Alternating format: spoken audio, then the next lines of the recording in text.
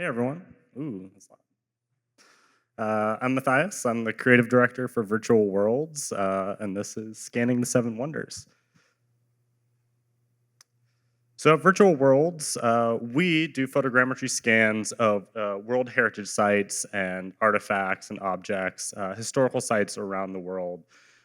We do this in order to capture them in high fidelity, high quality, and detail, and then we do all sorts of cool things with them. So let's start with showing a few of our scans.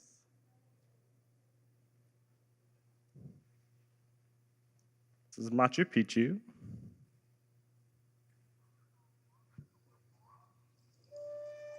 We went there in 2020 during the pandemic when it was completely empty. We're able to get a full drone scan of the location. We're able to create this awesome 3D model of it. It's been really cool. It's a very unique experience. And this is all photogrammetry 3D model here.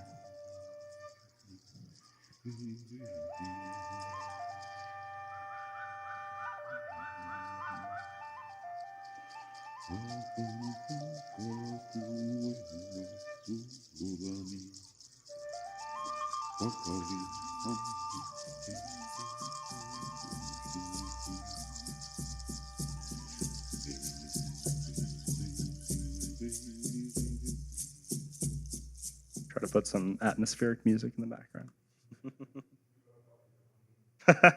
Yeah, that was me. Well, we walked or took a bus to get up there and stuff like that. But we use drones. We'll get into a lot of the process later. But I feel like starting with the scans gives you a sense of the quality they're able to get with photogrammetry and the level of realism that we can really deliver on a lot of this stuff, which I think is really the key to the value of photogrammetry is that if you're really looking for realism in the type of experiences or games or movies that you're trying to deliver, there's really nothing better than being able to go on site and actually capture the location to bring into the kind of virtual immersive worlds that you're doing as well. So there's a place called Abu Simbel. This is in the south of Egypt as well. We've done a number of scans in Egypt. We have a really close relationship with the Egyptian government. And they've allowed us some pretty impressive access to capture these really impressive, cool spots.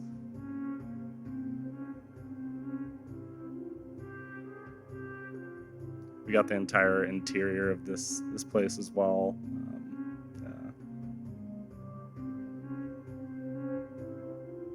This is the second temple over here on the right.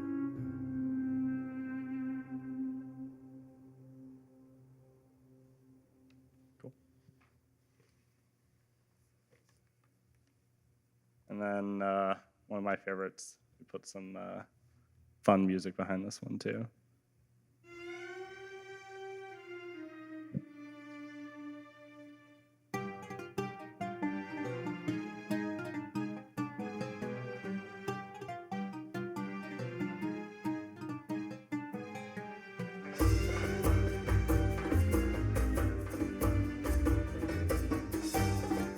So once again, this is all 3D scan of the place.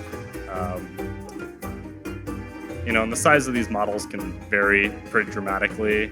You're talking tens to hundreds of millions of polygons at its highest level, but they can also be optimized for a variety of use cases. We've gotten these things running in Oculus Quest, which was certainly a lot of work, but you can bring this stuff down to run on all sorts of different machines.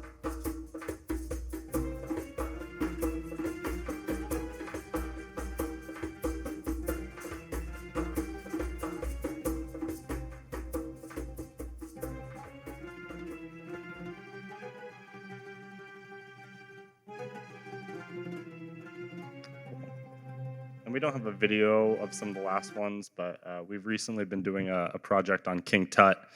So we're able to scan his mask, which we put down there in the corner. We scanned a bunch of his artifacts, his tomb, as well too, and really got some really high quality artifacts and objects coming out of this as well. So I don't know how much everyone knows about photogrammetry in this room. I'm sure you guys have probably heard of it to some degree, but in a large sense, you're taking a lot of photos from every different angle of the object that you're trying to capture, and then using software like reality capture, you can stitch these photos together, render them out into 3D assets and models. There's a lot of optimization. There's a lot of work that we're required to register and then optimize and prepare these assets for use. But you can essentially capture things in the real world and bring them into the virtual or digital worlds as well. So at Virtual Worlds, we've been in the immersive technology space for over a decade now. I personally got started in 2014 on the first VR wave. But we have a team of AAA game veteran 3D artists, and a part of what really makes us successful in terms of capturing a lot of this stuff too is our deep relationships with governments around the world, specifically departments of antiquity, departments of tourism. We have partners that have worked in the museum space for a long time and therefore know the people at the highest levels within these places in order to get us access to these locations, especially access in a way that allows us to capture them without necessarily interfering with the tourism or the other events that they're having on the ground as well too, which is crucial. We really have a diverse team on staff as well too. We have game and art studio veterans, which is really important for making sure we ensure the assets are ready for the different type of use cases that we're looking for. There's definitely a lot of difference between if you're putting together a 3D asset for a movie versus a game versus a VR experience, different levels of optimization that are required or different requirements for them as well too. And so having people that have worked in these industries helps us ensure that our models are going to be ready for the kind of use cases that we're looking at on the other end as well too. And then as I mentioned, we have a lot of people that have worked in the museum, exhibition, and cultural entertainment, which both helps us get us access to the place as well as helps us find business opportunities to then reuse these 3D models and assets on the back end as well. So why capture? Why do you do photogrammetry capture? What makes it important? I think, as I said, the real key to this thing is that if you want to bring something exactly one-to-one from the real world into the virtual world, the best way to do it is photogrammetry capture. You can always, of course, hire a 3D artist to create something that's going to look like a facsimile of, say, the pyramids or Machu Picchu. But if you really want accuracy in terms of what you're going to be delivering, if you really want that level of photorealism, that level of quality, that exact replica, and that visual fidelity, going with photogrammetry is the best way to ensure that what you're going to get on the back end is going to be as close as possible to the real thing. Depending on the type of capture that we're doing, the size of the capture, that sort of thing, we can get down to centimeter level accuracy, sometimes even less for the quality of scans that we do. And what do you use this in? We make VR films. Has been one of our primary types of business. These are cinematic VR experiences on rails. So you sit in a motion chair, you experience the whole thing. We've also licensed to film studios for virtual production as well. They work great as film backdrops. It's good to understand what you're using it for if you're doing it for virtual production. Like, is this going to be in the foreground? Is this going to be in the background? To understand the level of visual fidelity that you need to be capturing with, what areas you need to be focusing on as well too. It also works great as game environments and assets as well too. Once again, different type and level of optimization. You can create AR experiences, VR experiences. Like I said, we've got this running on Quest now. And one of my things that's near and dear to my heart is historical preservation. So many wonders around the world are under threat at this point in terms of just overexploitation. And so being able to capture them in their current state means that, preservationists for generations to come can at least understand where things are at and how we can make sure that we maintain them at that level of quality for the future. So the fun part, capture process. When do you want to capture? We say we want to capture as early as possible in the process because a lot of it is this stuff takes time. Not only can it take time to capture, for example, Machu Picchu took us about 10 days to capture, in large part due to weather concerns on the ground. You have to have a certain level of like sunlight and cloudiness, but also it was raining half the time we were up there. So local conditions, very important. But then also it takes a long time to make sure the stuff renders out correctly as well too. You can throw a lot of firepower at this stuff, but for the kind of large scale environments that we tend to do, 60 to 90 days tends to be the type of turnaround time on these type of environments. And so you want to make sure not only do you have the time to get your 3D model within the time period that you want it in, but also the time to build whatever you want to build on top of the environment. I know a lot of the times one of the first things that gets created in games, movies, experiences are the environments that you're going to be working with so that you understand the space that you're going to be in. And so having your environment captured early on can allow you to start that development process as well. Choose your location. So it's also important what you're going to capture. So a number of our projects we did captures were done as part of existing projects, right? So we did Machu Picchu because we had a VR film that we knew was going to be about Machu Picchu, and so we went out, captured it, built that into our whole pipeline for building this VR film. At the same time, we also have captured a number of high-value locations because we know that there's a good chance that we'd be able to use them in the future. For example, we got started in this whole thing because we captured Tutankhamun's tomb when we happened to be on site doing a different project. And then we were able to essentially use that in order to get a VR film that we were able to make out of that as well too. At a different time when we went back and captured Abu Simbel, we captured the pyramids at the same time we were in Egypt, dealing with the whole permitting process at the same time. And therefore we knew that we could do projects within the future. So now as we've brought it into future Egyptian projects as well. And then we've recently went out and captured Carnegie Hall as well, the entire interior of it.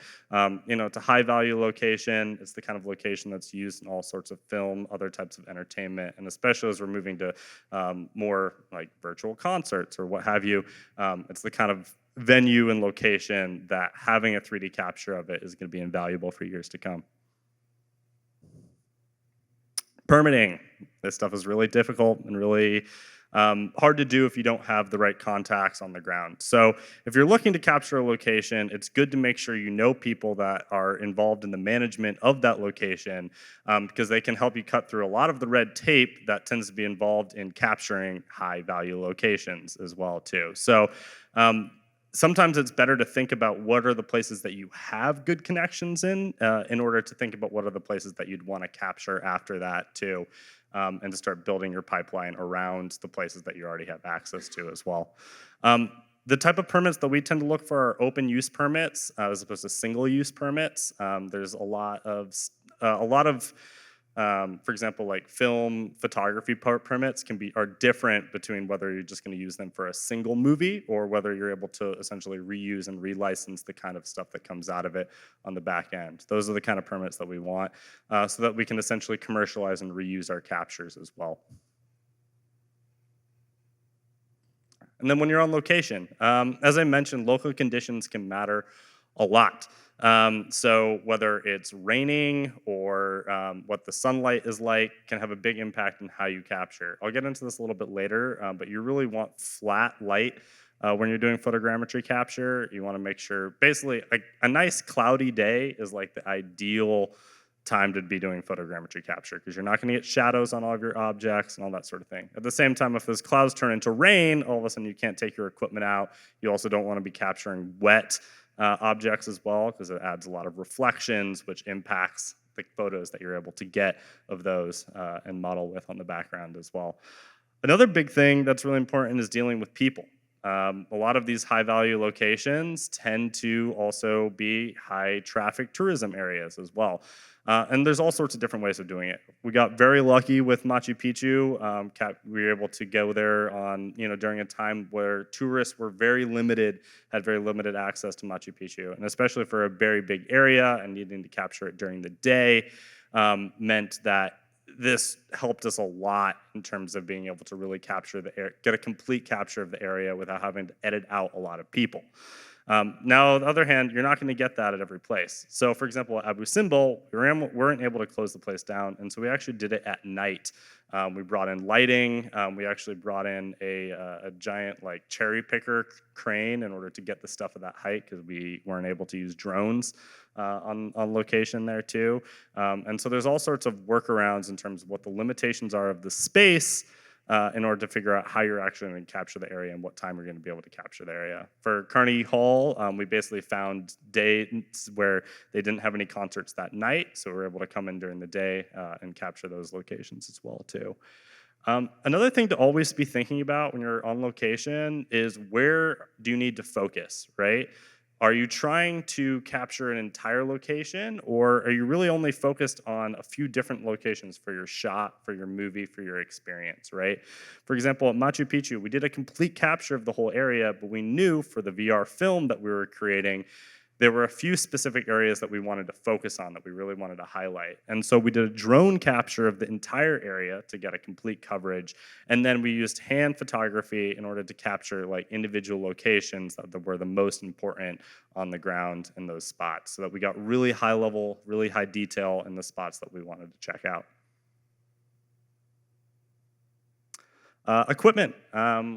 We've used a number of different equipment. Our current stack, we're using Mavic 3 drones, Sony A7R cameras, Faro Focus Premium laser scanner. I'm the creative director, so I'm not terribly technical when it comes to a lot of this stuff. But at the same time, we always getting good equipment is always key for ensuring the quality of your scans and your capture that's going to be coming out of this at the same time. You're going to want to basically, the Mavic 3 drones and the Sony A7R cameras, that's for taking all of the photos of the location. And the laser scanners, if you want perfect geometry coming out on the back end as well too. We've done some of our scans without laser scanners. We've done some with laser scanners. We find that laser scanners are really helpful if what you're going to want to be using it for needs to be an exact replica of the geometry of the location. You can get stuff that's close to it with just taking a lot of photos and reconstructing them in reality capture. But if you're going to want that exact geometry, having a laser scanner is really helpful. Other equipment that we've used too, ring lights can also be really great for helping to take photos without having shadows that are going to affect what you're going to be capturing on the back end as well too. You might have to deal with reflections when you're using a ring light as well too. Certain things to be aware of when you're capturing with a ring light, but it's really good for helping reduce the shadows because that's really key for what's going to be coming up. Is it next? Oh, not quite. So when you're shooting a location, there's a number of different tips that we recommend. A lot of this kind of is standard photogrammetry practices. We also have a complete pipeline and workflow. But in terms of some of the standard tips is that you want even overlapping coverage, basically making sure that each photo overlaps partially with each of the next one that's next to it so that the computer, when it's essentially reconstructing it, has information between each of the photos in order to ensure that it knows where these photos are going to be joining and creating the object on the back end too. You want straight on shots. So basically, if you're trying to capture this side of things, making sure you're capturing it like this and not like this. So that you get even coverage there as well too. Flat lighting, I've talked a lot about the importance of this for basically ensuring that your object doesn't have shadows in it when you bring it out of reality capture so that then you can relight it in whatever experience or film or what have you that you're building on the other end as well too. And then, the closer you are, the more photos you need to take. I think a lot of it too is really just ensuring you want a consistent distance from the object as you're taking your images. So you don't want to take one here and then one here and then one here. That's not going to get you the kind of quality that you're gonna want as you start getting into the reconstruction process. Rendering. So you're going to want to, as I said, if you have a lot of shadows or if you have some shadows in your images, you're going to want to go through and delight them in order to start basically to make sure that you don't have any of those shadows as you start the reconstruction process. After you've reconstructed it, registered all of your images, you're going to want to do topology and mesh cleanup in order to make sure any kind of artifacts that come out of the process are removed from the 3D model that comes out on the other end. And then you're also going to want to make sure you're preserving the mesh quality across your software stack as well too. A lot of the times you're importing and exporting your models between different softwares in order to do things like the topology and mesh cleanup. And you're going to want to make sure you're preserving that quality across that software stack.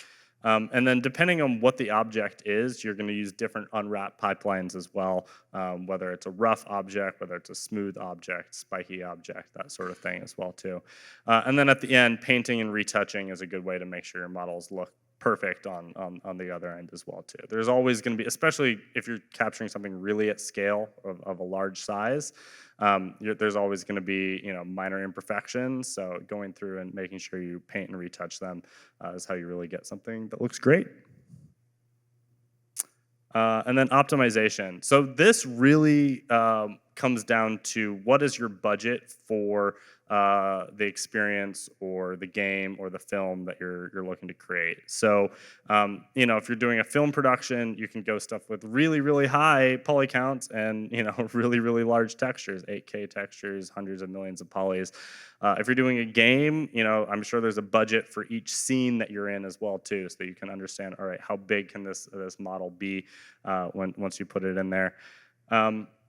And if you're doing a VR experience, it needs to be even more optimized than that as well too. And make sure you're focusing on the areas that are going to be shown in the experience or game or film as well too. So there's not a lot, like for example, if there's something on the backside that's never going to be seen in anything that you're doing, there's not a lot of point in going through and truly deeply optimizing areas that aren't actually going to be seen in the scenes that you're showing as well. And so the real key is basically getting high quality models within the limits of the experience or the game or the movie that you have.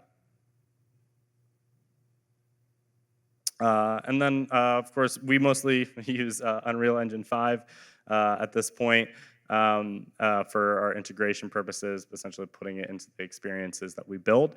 Nanite, Lumen, I'm sure you've heard a lot about them at this conference, help a lot for making sure that your models look great once you put them in as well.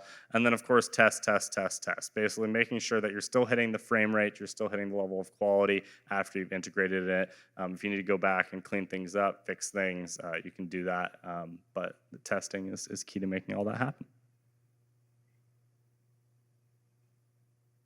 Business opportunities. So as I said, we do VR films. That's kind of the main thing that we've been doing with our models so far. We use what are known as positron Voyager motion chairs for the experiences that we build, which are essentially 360 motion chairs. You put them at like museums or exhibitions, and they have scent technology, and they're really great for the type of cinematic experiences that we like to build, because they're an entirely on-rails experience. You sit in them, and therefore people that are ages 8 to 80 can try these experiences, really get a lot out of them without having to do a lot of interaction, without having a lot of difficulty. They feel really comfortable to just sit in, put a headset on, and enjoy the ride. We'd like to think of it almost a cross between like a light roller coaster ride and a film and a VR experience as well.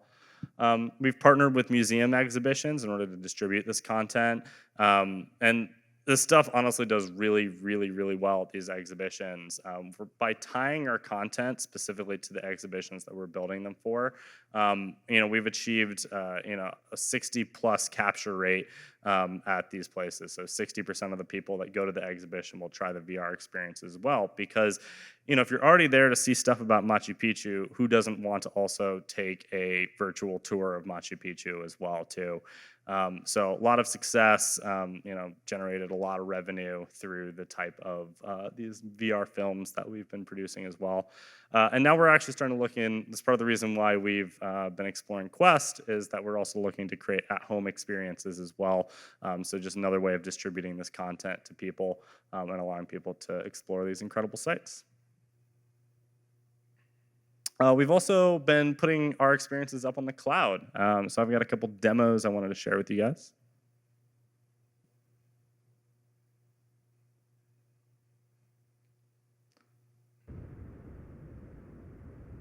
So this allows us to essentially explore the pyramids in real time. Just moving about it. These are pretty early demos right now, but I think you can still both see the quality of this stuff being run in real time, um, all streamed over the cloud.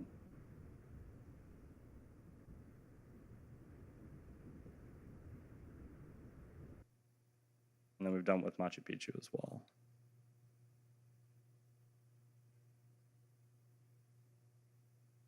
One second.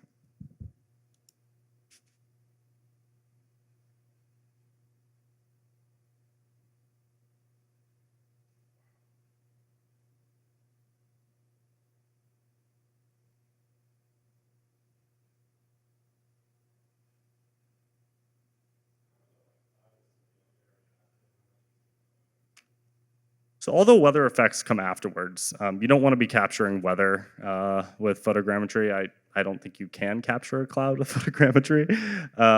So a lot of that is like we get a sense of what the environmental conditions are on the ground, and then we'll recreate them within the experience. Um, but at the same time, the cool thing is technically we could do anything if we want when it comes to weather. So we can make it snow at Machu Picchu if we want. We can make it rain. In fact, we did have a rainstorm in the experience that we built as well too. So it's also one of the beauty of photogrammetry is it allows you a lot of flexibility with your models on the back end too. So as opposed to just taking a film of a location, by capturing it in full 3D, you can do whatever you want with it on the other end. Yeah. I know it's running on AWS. I don't have a lot more technical information beyond that. Yeah, I believe so. Yeah.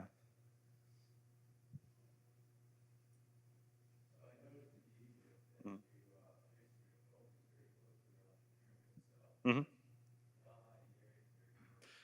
Yeah, yeah, exactly. And a lot of that is the fact that when you're capturing these things, you want to be close in order to capture them. And so, if we wanted to go to every single Cairo business and be like, "Hey, do you want to? Can we capture your place?" I don't think that would go as well as opposed to going through the Ministry of Tourism. We have done some early experiments though of essentially capturing 360 on location as well, so that you could essentially use a 360 skybox as a backdrop for the locations that you've captured as well too, so that you could get an accurate surrounding location without necessarily going through the process of scanning the whole thing. At the same time, for Machu Picchu, which I think is a great example of the fact that we scanned the surrounding valley at a much lower level of fidelity. So, for example, if I kept that flying experience up and I decided to do a deep dive down into the river, I think you'd start seeing the quality plummet significantly. But if you stick around Machu Picchu and you fly around just around that area, it looks pretty good because it's still all in the background. And I think a lot of that comes down to what I was saying of focus on the areas that you want to focus on. Capture stuff in the background. You don't need to capture it as closely, and then capture the stuff in the foreground quite closely so that you can still get that level of quality as well too. The cool thing about pixel streaming is you can stream it to all sorts of different devices. This is running on web. We can pull these up on our mobile browsers as well, tablets, of course.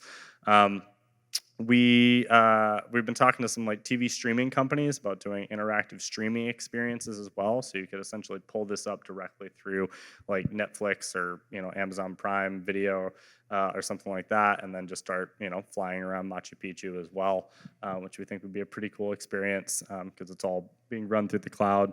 And then early experiments with doing this on VR headsets as well too.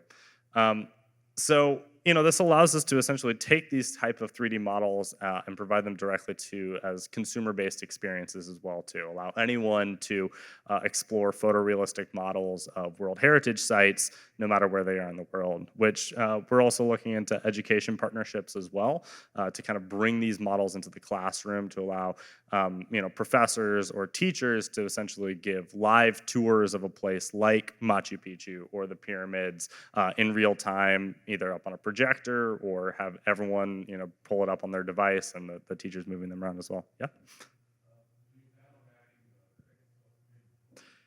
Yeah, winds less so currently, but I think there's a lot that you can add on top of this stuff. I'm really excited by the idea of essentially having like touch points where you can land at, and then you could have historical recreations or storytellers come back to life. So, for example, you could land at a location near the pyramids, and it would bring the pyramids back to how the pyramids looked back in their glory days. Or you land at a different part of Machu Picchu and you see the farmers farming the local crops that they had, and maybe you could talk with one and they could tell you a little bit about their farming practices as well too. Really creating immersive educational experiences, the kind of stuff that we've been promised by these type of stuff for a long time, but now we're finally getting the level of realism and detail in order to deliver them at scale.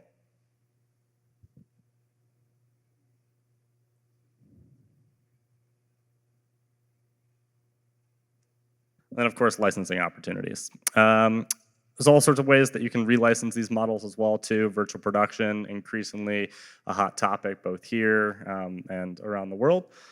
Basically, being able to use these 3D models as sets and virtual backdrops for different locations as well too.